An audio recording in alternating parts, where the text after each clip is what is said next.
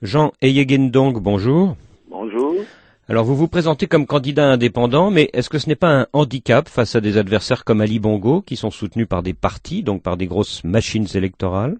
Je ne pense pas qu'être candidat indépendant aujourd'hui au Gabon soit un handicap. Parce que les partis politiques, on les connaît, notamment le PDG d'Ali Bongo Ondimba. Il s'agit d'avoir à la tête du pays des personnalités de qualité qui sont soucieuses de l'avenir du pays et non pas le jeu politicien des partis. Oui, mais un parti, c'est utile pour l'implantation dans toutes les localités du pays. Bien sûr, sans parti, ça peut paraître comme un handicap, mais nous faisons tout pour que notre message soit entendu. Et les populations gabonaises ont l'habitude des partis politiques. Elles savent très bien que ce ne sont pas les partis politiques qui les nourrissent.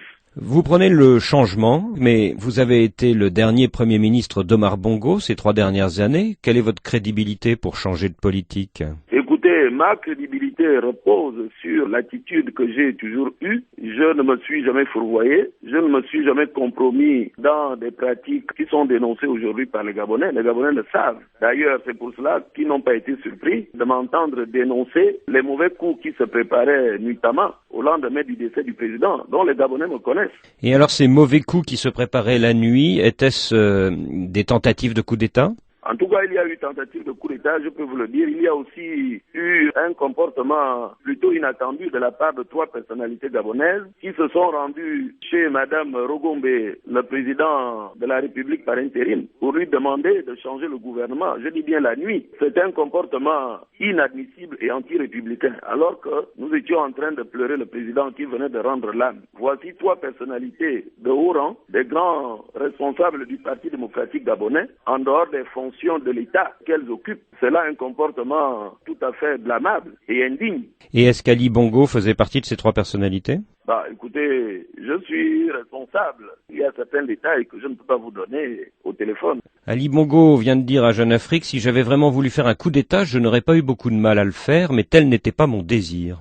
C'est une déclaration qu'il fait. Moi, je ne l'accuse pas personnellement d'avoir voulu faire un coup d'État militaire, mais ce qui est sûr, c'est que j'ai été Premier ministre. Je sais qu'il y a eu des tentatives de coup de force. Au moins, je peux l'affirmer, même si je ne peux pas accuser quelqu'un de manière personnelle et de manière formelle. Est-ce que vous pensez que le scrutin du 30 août sera transparent ou pas?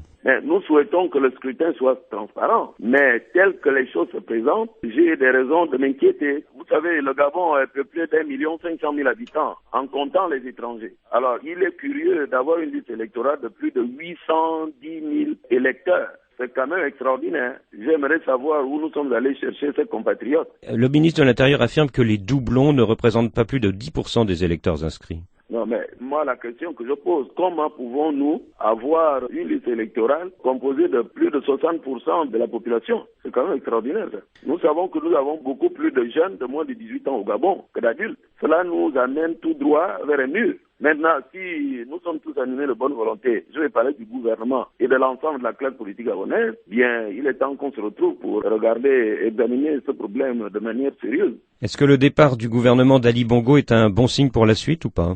Écoutez, c'est un bon signe. Nous l'avons demandé à Madame le Président de la République de le sortir du gouvernement. Il est sorti du gouvernement, c'est déjà pas mal. Mais disons que ça a attendu un peu longtemps. Il y a 3 semaines, on vous a interdit de sortir du territoire. Est-ce que vous pouvez circuler aujourd'hui? Tout à fait, je peux circuler. J'ai un nouveau passeport avec la mention ancien Premier ministre. C'est un incident passager, je n'en fais pas un problème particulier. Que répondez-vous à ceux qui disent que vous n'avez peut-être pas la notoriété d'un Ali Bongo, d'un Oyemba ou d'un Mambundu et que ce sera plus difficile pour vous que pour d'autres? La notoriété où? Au Gabon? La notoriété auprès des populations gabonaises qui ont besoin d'avoir un président crédible, qui ont besoin d'avoir un président qui prend la justice sociale. Cette notoriété, il faut aller la chercher à l'étranger. C'est la notoriété à l'étranger qui fait voter les Gabonais au Gabon. Mais est-ce que tous les autres candidats ne promettent pas aussi la justice sociale?